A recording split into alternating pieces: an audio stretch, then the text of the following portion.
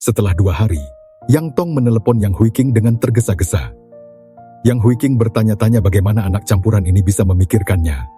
Telepon diangkat untuk mendengarnya berkata, Kak, kakak ipar tidak menyulitkanmu kan? "Apa? Apakah seluruh dunia tahu tentang pertengkaran mereka selama 2 hari?" Yang Huiking sedang makan buah kering di sofa dan melirik ke arah Nyonya Ku yang sedang menginstruksikan koki untuk memasak. Meskipun dia agak menyebalkan, dia tidak terlalu buruk untuk membicarakan urusan pasangan itu. Proyek Ayah tidak jadi dibatalkan. Saya tidak percaya bahwa saya baru saja mengetahuinya. Takut suasana hatinya sedang tidak enak, tidak berani bertanya kepadanya. Jadi saya datang untuk bertanya kepada Anda. Dia menelan ludahnya, takut adiknya akan dianiaya. Dia tidak menggertakmu kan? Aku akan memukulnya jika dia mengganggumu. Yang Huiking bingung, Proyek dibatalkan? sengaja berbicara di tengah-tengah kalimat untuk mengeluarkan kata-kata dari saudara yang bodoh ini. Apa proyeknya? Bagaimana dia tidak tahu? Yang Tong sedang terburu-buru. Mengapa Ji Qinglin tidak menunjukkan perbedaan dalam 2 hari terakhir? Ya, proyek yang sudah lama Ji kerjakan ini, itu semua karena keluarga Zhao yang tidak tahu malu itu. Mereka semakin sombong dalam beberapa tahun terakhir. Bahkan tidak melihat siapa dirimu, berani memukulmu. Kakak, hari itu aku hendak naik dan memukulnya setelah mendengar kalimat pertama. Tetapi aku dihentikan oleh sepupu pertamaku. Tetapi Kak Ji benar-benar kejam. Aku bahkan tidak menyangka dia akan naik dan menyia-nyiakan tangan kotor itu. Semakin banyak Yang Huiking mendengar, semakin salah dia menjadi, dan tangannya mengepal. Yang Tong, di mana kamu? Hah? Saya di gym. Jemput instruktur yoga baru di gym. Kirimkan lokasinya dan carilah kafe terdekat, lalu tunggu saya datang. Sopir yang sudah lama menganggur, tiba-tiba dipanggil. Seketika segar kembali, Nona akhirnya keluar. Yang Tong masih tidak mengerti apa yang sedang terjadi. Pikirkan kembali dengan serius sekali lagi. Dia tidak mengatakan sesuatu yang salah. Sibuk mencari kafe Italia untuk menunggu adiknya. Dengan jujur, toko itu terlalu banyak orang. Dia meminta manajer untuk memberikan omset sehari dengan jumlah paket harga yang sama. Mobil Yang Huiking tiba, seperti kaki anjing yang berlari keluar untuk menjemput. Kakak, kenapa kau tiba-tiba keluar? Jika ada sesuatu yang kamu ingin aku lakukan, aku akan melakukannya untukmu. Yang Huiking meliriknya dengan samar. Yang Tong melindungi orang-orang. Manajer menyambut dari jauh dan diusir olehnya. Pergi. Jangan datang sampai Anda diberitahu. Melindungi harta karun negara. Yang Huiking membantu Yang Huiking untuk duduk, menyandarkan dagunya dan mengedipkan matanya yang berwarna merah muda. Suster, apakah saya melakukan sesuatu yang salah? Terakhir kali ia melihat adiknya dengan ekspresi seperti itu adalah saat ia merusak lukisan yang ditinggalkannya di rumah. Dan ia terbang ke Amerika keesokan harinya untuk menebus kesalahannya. Kakak perempuannya hanya menatapnya seperti itu, tanpa mengucapkan sepatah kata pun. Apa yang terjadi dengan Zhao Enyu? Yang Tong tertegun.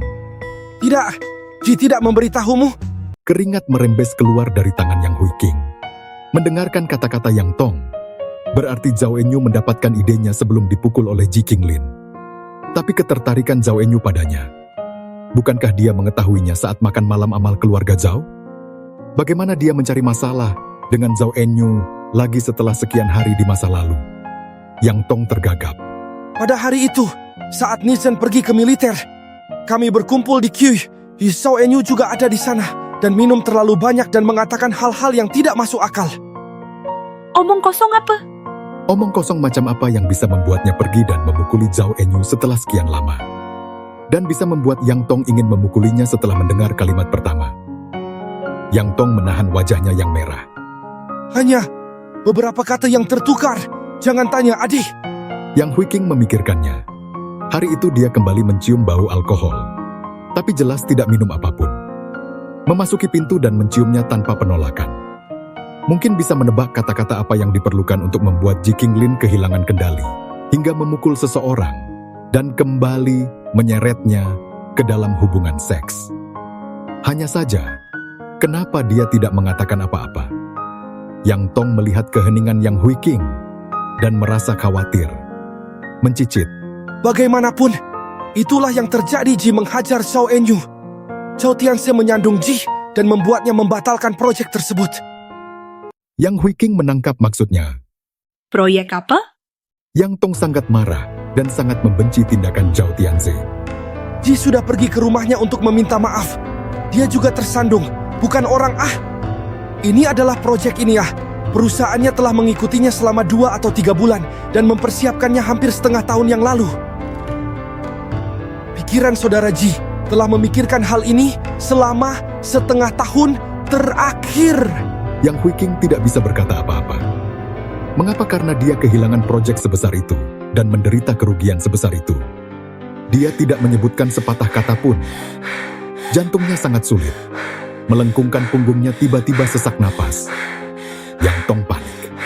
Sibuk mengeluarkan botol kecil obat yang selalu ada di tubuh dan meletakkannya di bawah hidungnya.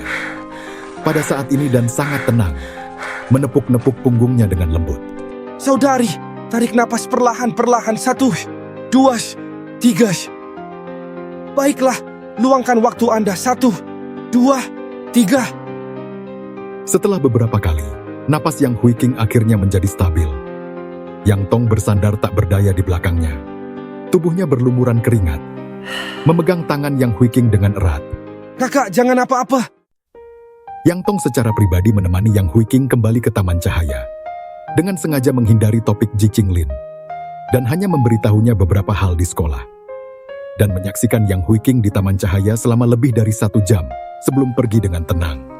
1 langkah dan 3 putaran kembali. Kakak, sampai jumpa akhir pekan ini. Yang Hui King menganggukkan kepalanya dan melihatnya berjalan pergi sebelum membungkam mulutnya. Dia telah duduk di sofa dengan linglung. Dan Nyonya Ku dengan khawatir datang untuk berbicara dengannya tanpa terlalu memperhatikan. Baru ketika hari sudah gelap dan suram, Ji Qinglin pulang ke rumah. Dia berdiri dan melihat dari jauh saat pria itu mendekatinya. Ji Qinglin menyerahkan sebuah kotak yang sangat indah, beludru merah, dengan logo merek yang tidak asing lagi tercetak di atasnya. Dia tersenyum ringan.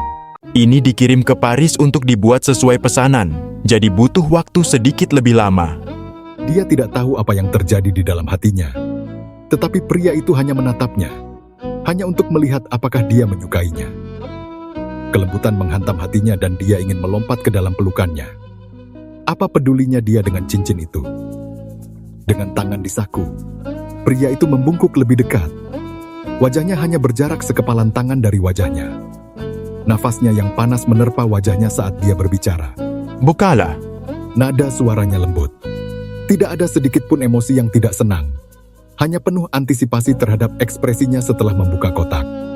Hidung Yang Hui King masam. Tekan tombol kotak secara otomatis terbuka. Berlian utama diasah menjadi bentuk bulat.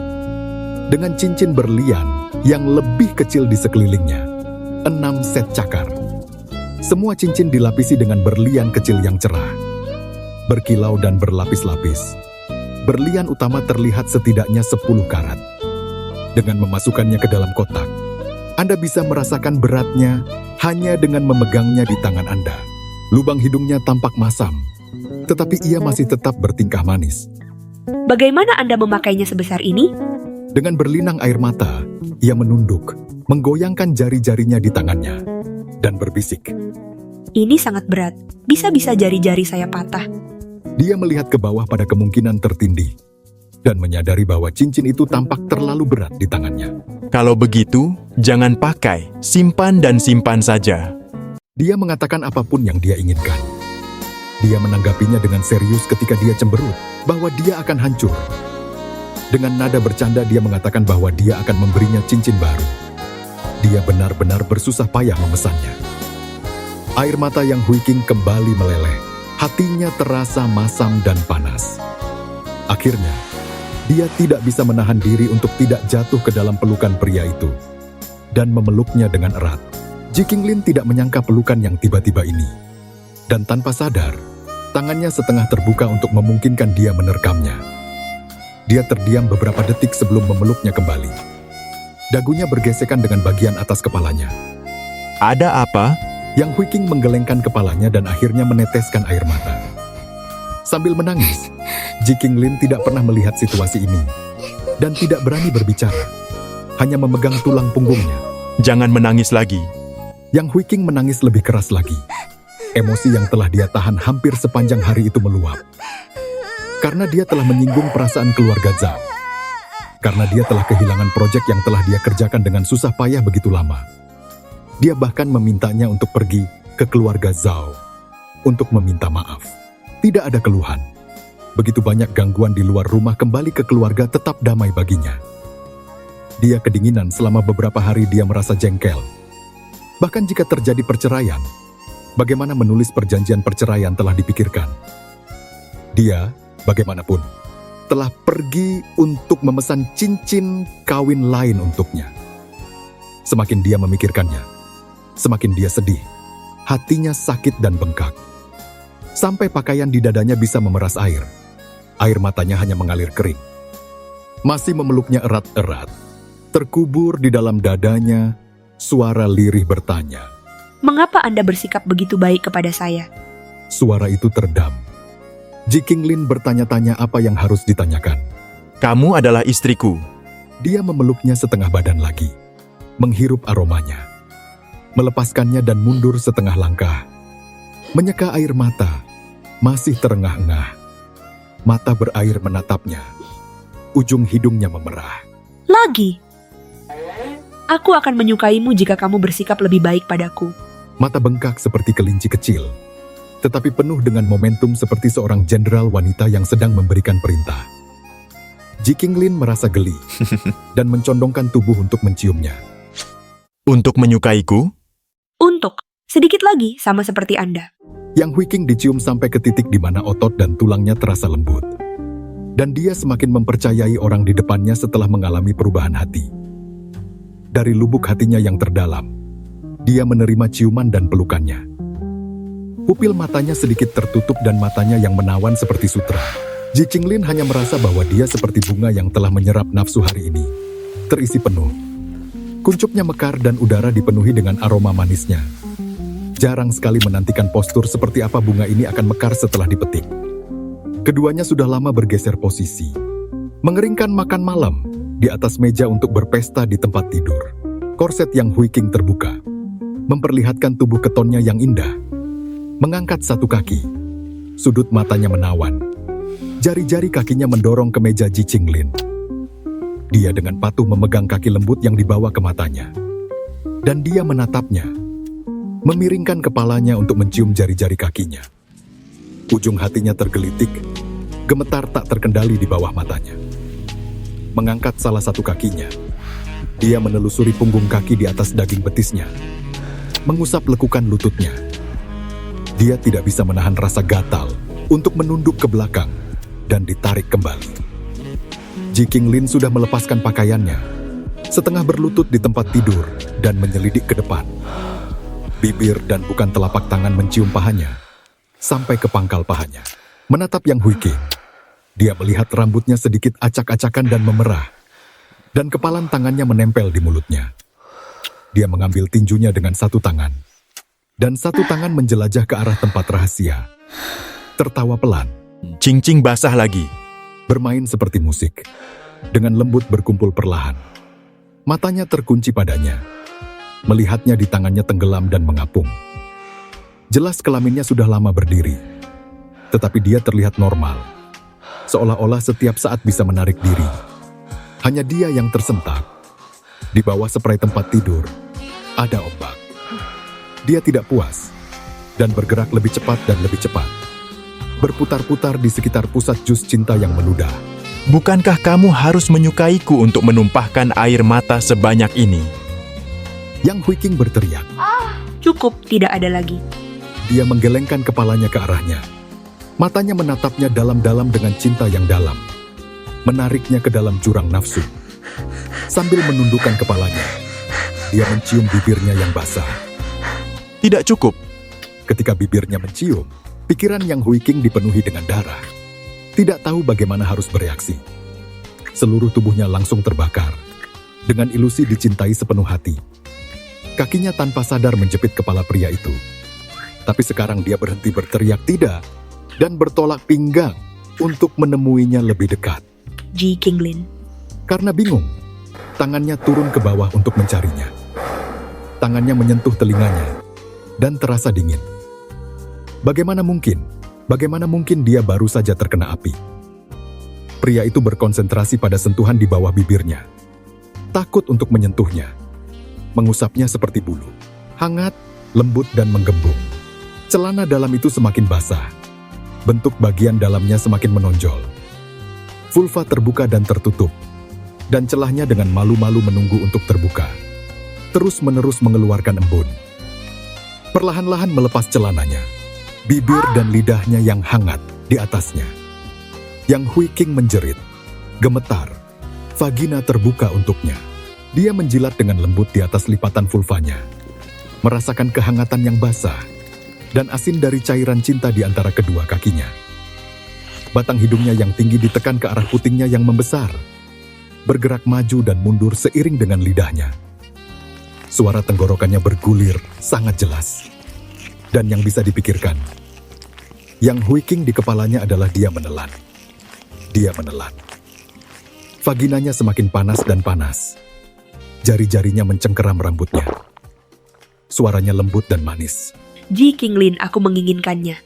Dia mengangkat kepalanya dari antara kedua kakinya. Mulutnya bersinar. Ujung jari-jarinya sengaja dibuka untuk memperlihatkan lendirnya yang seperti sutra. Mengangkat kakinya sedikit demi sedikit. Dia mendorong masuk. Membuka lapisan daging vagina. 9 tusukan dangkal. Langsung ke tanah terlarang. Dia terhempas ke depan. Terjungkal dari tengah ranjang ke kepala ranjang. Kedua tangannya mencengkeram kepala ranjang. Lengannya terbentang lebar. Kepalanya dimiringkan sekali lagi. Lehernya yang panjang memerah. Terlalu berat, ah! Suara lengket dan berair dari pertemuan kedua pria itu tidak berhenti. Kekerasan mereka bergesekan dengan setiap kelembutan. Sentuhan lembut itu membuat urat-urat tebal berwarna merah dan ungu menonjol. Seperti harimau di rambut kemaluannya yang tebal. Skrotumnya besar dan menonjol. Membelah lekukannya. Nafsu memuncak hingga ke titik ekstrim. Yang Hui King hanya merasa bahwa setiap bagian tubuhnya tidak terkendali. Semuanya berteriak tanpa suara. Tubuhnya lebih sensitif dari sebelumnya. Dan bahkan sentuhannya yang biasa saja dapat menyebabkan bulu kuduknya merinding. Dia meremas payudaranya ke arah tengah. Membenamkan kepalanya di antara keduanya. Dan menarik napas. Payudara yang lembut itu bergoyang-goyang saat dijilat. Dia tidak bisa berhenti di bawahnya. Akhirnya terengah-engah dengan kasar. Meraih kakinya. Mencubit daging di bawah tangannya. Membenturkannya sedikit. Cing-cing. Keduanya saling memandang melalui kabut. Dan dia mengulurkan tangannya seperti sebuah keselamatan. Dia menangkap lengannya dan membawanya ke dalam pelukannya. Memeluknya untuk puncak yang lain. Cing-cing. Daging pinggulnya menempel di pangkal pahanya. Buah dadanya menekan dadanya. Dengan kaki kirinya di atas bahunya sendiri. Dia sepenuhnya berada di bawah kendalinya. Berteriak ketika dia berat, dan memutar seolah-olah dia tidak tahu lagi kapan dia lebih ringan. Mencium tulang selangkanya. Cing-cing. Dia akhirnya terbangun. Bergumam menembus kabut gunung yang tebal.